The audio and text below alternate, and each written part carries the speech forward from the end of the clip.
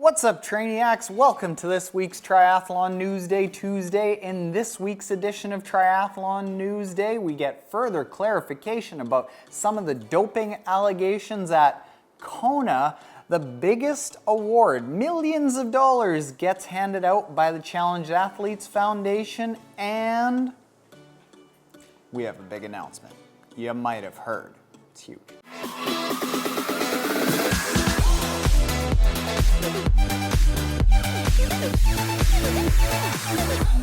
So what's up, triathletes? Welcome to Triathlon Newsday, where every single Tuesday, as long as I'm not traveling and there is news to talk about, which today kind of borderlines on, it was a tough one, we talk about all the goings on around the triathlon world. Make sure you stick around to the end, where every single week we share everyone's favorite part of Triathlon Newsday. That is a story from the Trainiac community. It's a good one today. And as always, full links to everything we talk about will be in the description below. Let's start it off with the Challenged Athletes Foundation. They have awarded $4.8 million in grants to athletes who have physical disabilities that are using sport to live a more fulfilling life. Now, this is the largest annual grant that the Challenged Athletes Foundation has ever put out in its 25-year history. This is the 25th anniversary of the fund. And friend of triathlon, one of the OGs in triathlon, Bob Babbitt, who is one of the co-founders of CAF, says, 25 years ago, our goal was to help one person, and to see where it's come from to now, supporting 3,260 people in 42 countries around the world is unbelievable. Congratulations, Bob, and everyone involved at CAF.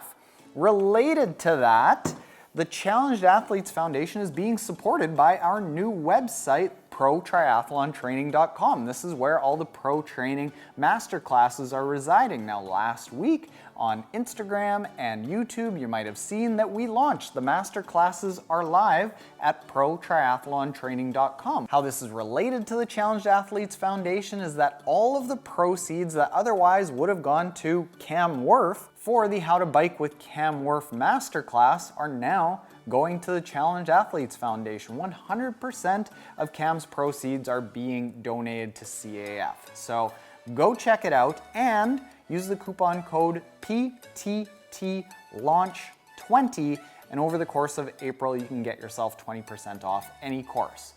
Go buy the Cam Worth Masterclass and you will support Challenged Athletes Foundation as well. Now, following up on last week's story where I talked about how a German doctor was wrapped up in a case where 21 athletes across several different sports were pinned for doping allegations, one of which being the situation of blood transfusions occurring on Hawaii. And what I pointed out when I mentioned that last week is that this was just linked to triathlon and Hawaii. It wasn't specifically linked to Kona, and it wasn't specifically linked to pros in Hawaii.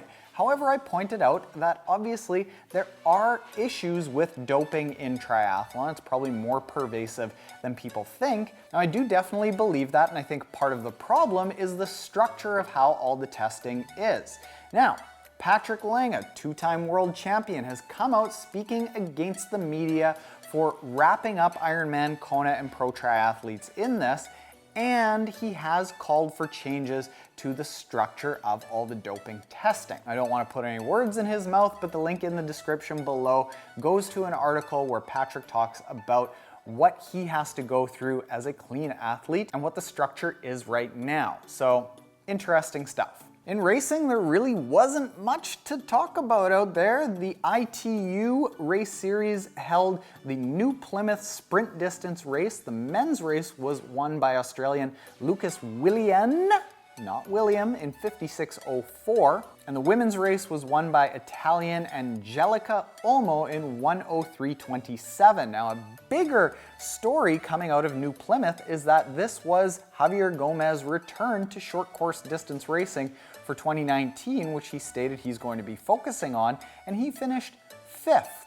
Why this is fairly significant is Javier Gomez was dominant in short course racing, less so in long course racing, seemed to be, in my opinion, struggling to learn the event, and a lot of that is kind of coming from him, said that he's going to drop down to short course distance racing, and now going up against not the best of the best field that ITU has to offer, he is still not winning. So maybe he just needs to knock the cobwebs off of those speedy legs of his, get that snap back. Interesting to follow. Gracie's got pukey cheeks. You okay? Can I go on with Newsday? Updates on podcasts. You should go check out the podcast that we posted just yesterday with Sebastian Weber, who was a sports scientist that was doing a lot of the testing when we were involved in the How to Bike with Cam Wharf Masterclass down in LA. And he talks about a lot of the scientific findings that he has developed over the course of being one of the youngest head sports scientists and coaches for a lot of pro cycling teams. We are also this week recording two very interesting podcasts, one with Grant Schofield, who is the author of What the Fat and What the Fast, and is an expert in low-carb performance for athletes. And later this week, we are recording a podcast with a professor that Kim and TK actually met locally here, who's doing a bunch of interesting research on creatine supplementation for triathletes. So make sure you go check that out and subscribe to the Triathlon Taren Podcast if that sounds interesting. Now, let's get on to the Trainiac Story of the week. And it goes like this. Hi Taren, my name is Jordan and I live in Stirling, Scotland.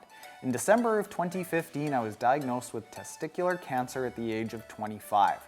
This came as quite a shock, and the following surgery and chemotherapy was very hard on my body mentally and physically. Each day was a struggle just to get back to normal, but eventually I got there, and in the end, I'm now clear. Congratulations, Jordan. I'm very glad to hear that. During my recovery, I came across a Triathlon Taren video and decided that yes, I will do a triathlon and basically say screw you, cancer. I trained hard, and 1 year out of chemo, I had completed my hometown triathlon and the Windsor Triathlon, both sprint distance races, all within 2 weeks of each other. Riding the high off those two efforts, I signed up for more the following year. But the pressure I put on myself to get better and better when my body and mind weren't ready made my second year in triathlon a failure. I almost dropped out of one race and did not start another as my nerves got the better of me before I'd even gotten to registration. So I decided to take some time out and deal with the anxiety and pressure I'd put on myself. I've recently began training again and I feel more inspired than ever. I have no aspirations to do an Ironman or even an Olympic distance, as I feel most happy doing sprint distance races, and my only goal is to begin enjoying triathlon and life again. Jordan Graham. Now Jordan, thank you so much for sending in this story, and I wanted to feature this because I think it's important that triathletes, all of us, keep in mind that this is not something that should add stress and pressure to us.